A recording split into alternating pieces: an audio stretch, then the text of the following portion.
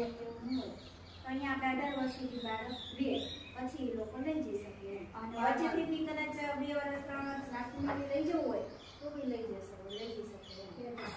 હા, વેકેશનમાં તમામ બધા તહેવારો માટે એમને ઘરે જવું હોય તો આપણે મોકલીએ છીએ એમ.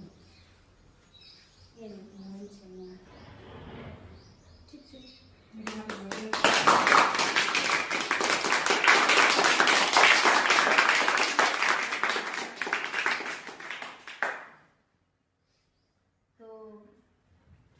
મેડમે તમારો બધાનો મને પરિચય આપ્યો છે, પણ હવે હું તમારા મોઢેથી હું પરિચય તમારો હું સાંભળીશ. તો સૌથી પહેલાં હું તમને મારો પરિચય આપી દઉં અને એના પછી તમે બધા તમારો મને પરિચય આપશો. ઠીક છે? પછી આપણે હું તમારી સાથે અહીંયા નીચે જ બેસીને આપણે વાતો કરશું સરસ મજાની. તમારે શીખવું છે ને, આગળ વધવું છે જીવનમાં, સરસ રીતે મહેનત કરીને એક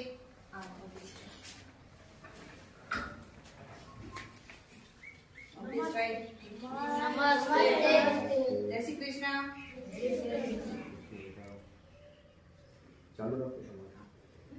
તો તમને સૌથી પહેલા હું મારો પરિચય આપી દઉં, બરાબર છે? એના પછી તમારે તમારો પરિચય આપવાનો છે. મુંબઈથી અમે આવીએ છીએ. મુંબઈ કેટલા લોકોને ખબર છે? મુંબઈ, બોમ્બે, મુંબઈ મહારાષ્ટ્રમાં આવ્યું છે. ક્યાં આવ્યું છે? મહારાષ્ટ્રમાં.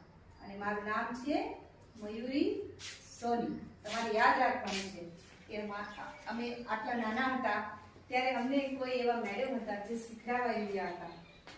જીવનમાં એક વસ્તુ હંમેશા યાદ રહે છે. કઈ વસ્તુ ખબર છે? જ્યારે પહેલી વાર કોઈ જીવનમાં જીવવા માટે, આગળ વધવા માટે સરસ મજાનું લેસન આપ્યું હોય, જેમ કે સૌથી પહેલા આપણને કોઈ ગુરુ યાદ રહી જાય છે, કોઈ એવા ટીચર યાદ રહી જાય છે, કોઈ એવી ઘટના યાદ રહી જાય છે, બરાબર છે? એવું યાદ રહી જાય છે ને આપણને. સીધી કમર રાખીને બેસવાનું છે, સ્ટ્રેટ. હા, એકદમ સ્ટ્રેટ. આવી રીતે બેસવાથી શું થશે? હું જે તમને શીખડાવીશ, જે તમારી સાથે હું વાતો કરવાની છું, એક એક શબ્દને તમારે ધ્યાનપૂર્વક સાંભળવાનો છે, બરાબર છે? તમે થોડા પાછળ જતા રહો બેટા. મારા દરેક શબ્દ તમારા જીવનમાં અનમોલ હશે. કેવા હશે? અનમોલ, જે ક્યારેય ભૂલવાના નથી. અને જીવનમાં દરેક એવી વસ્તુ હોય છે જે પહેલી વાર આપણને કોઈ સારું શીખડાવે છે, કોઈ આગળ હાથ પકડીને, આંગળી પકડીને લઈ જાય છે, આપણને યાદ રહે છે.